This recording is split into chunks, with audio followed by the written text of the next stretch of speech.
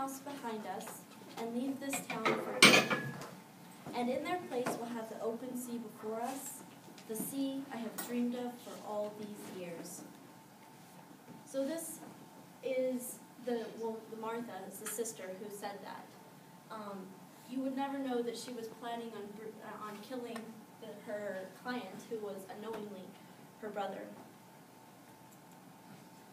First of all, I would like to talk about Camus, and then we will go over what the play was, and then I'll try to intertwine it to show you how his life sort of influenced his writing of The Misunderstanding.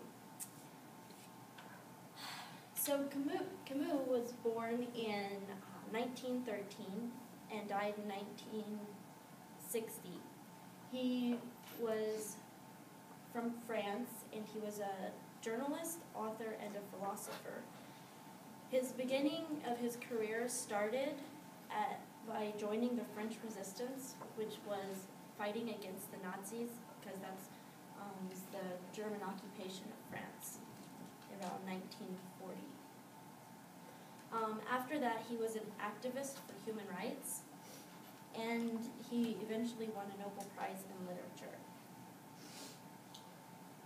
His philosophy was what's called absurdism. Absurdism is the idea of humans to discover the meaning of life and that they never will be able to find it. So now let's talk about the play. It was written in 1943, near the beginning of his career, and it's about basically like a prodigal son. The son left his family when he was really little, and he went abroad and he made lots of money.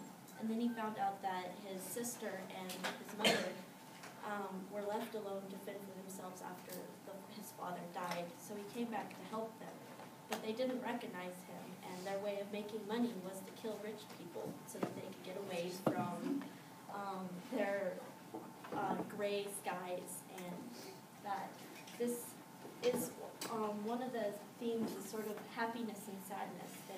They're sad in this place, and they want to leave it so that they can find a happiness, so that they can find a purpose in their life. Also, obviously, life and death, because in the end they actually do kill him, and they find out that was their brother and son, and the mother decides that she'll kill herself.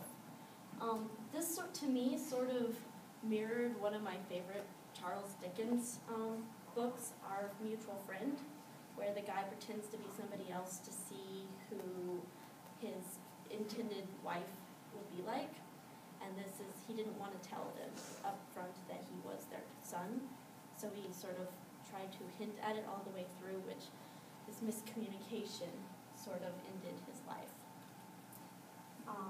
Next, we'll talk about how his life and his writing sort of go together. The Misunderstanding, he said, was what he related to the most as part of his life. It's the idea that someone's trying to find their purpose, but obviously they're doing it wrong. In this time and place, it could also mirror the idea of life and death. You imagine how much death and life that he saw in that time of the German occupation. It sort of was a gloomy, Gothic-like setting, so it was really interesting.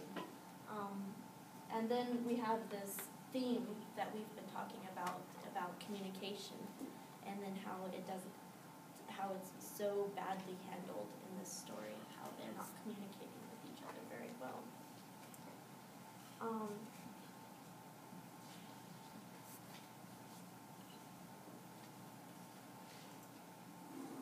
To summarize a little bit, we talked about Camus' life, and then I told you a little bit about the play, and then how they sort of go together. And this is why I believe that Camus' life translated a lot into his writing of The Misunderstanding.